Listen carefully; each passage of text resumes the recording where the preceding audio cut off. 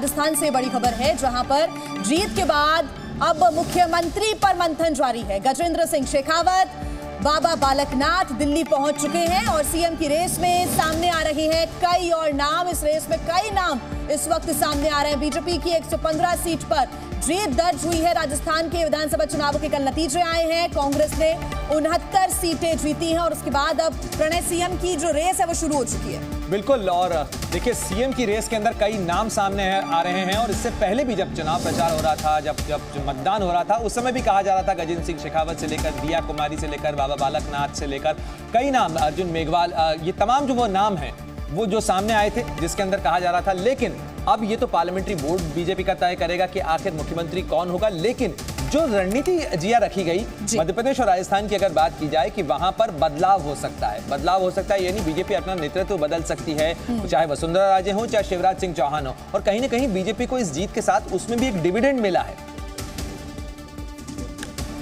और इसी खबर पर ज्यादा जानकारी के लिए सीधे रुख करते हैं, मेरे सहयोगी अंकुर त्यागी जुड़ गए हैं। अंकुर, ये जो सवाल है कि राजस्थान के अंदर राज तो मिल रहा है, लेकिन राजा कौन, सीएम की कुर्सी के ऊपर कौन नजर आएगा, और इसके लिए कब तक फैसला, कब तक तस्वीर सामने आ सकती है? देखिए, राजस्थान का एक वॉर क्राई भी माना जाता है, वीर भोग्य वसुंधरा। मुझे लगता है लगभग यही होता हुआ दिखाई दे रहा है इस पूरी पॉलिटिक्स में। अब यहां से शक्ति प्रदर्शन का एक पूरा दौर देखने के लिए मिलेगा, जैसा अंदाजा लगाया जा रहा है। कुछ बड़े नेता हैं जो ऑलरेडी दिल्ली कल चले गए हैं, उनमें से एक जो नाम आता है वो गजेंद्र सिंह शेखावत का आता है। मौजूदा केंद्रीय जल शक्ति मंत्री हैं, जोधपुर से आते हैं सांसद के तौर पर, और इस बार जोधपुर में कम से कम एक पूरी रणनीति बनाने के लिए, और राजस्थान में भी रणनीति के तौर पर गजेंद्र सिंह शेखावत का अपना एक किरदार रहा है।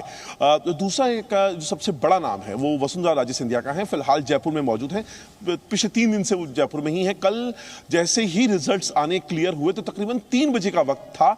वसुंधरा राजे जो सिंधिया है वो सबसे पहले अपना इनिशिएटिव लेकर एक प्रेस कॉन्फ्रेंस अपने घर पर करती हैं। उसके बाद वो वापस पार्टी कार्यालय आती हैं, जबकि पार्टी कार्यालय की जो ऑफिशियल प्रेस कॉन्फ्रेंस होती है वो उसका हिस्सा नहीं होती है। ये एक मैसेजिंग देने के जो तरीके हैं वो यहां से निकल कर आते हैं। उसके अलावा जो कई सारे नाम हैं, दिया कुमारी का है, बालकनाथ का है, कुछ लोग तो जो पॉलिटिकल सर्कल में कहते हैं कि केंद्रीय मंत्री जो है रेल मंत्री अश्विनी वैष्णव, उनका भी नाम पर चल रहा है।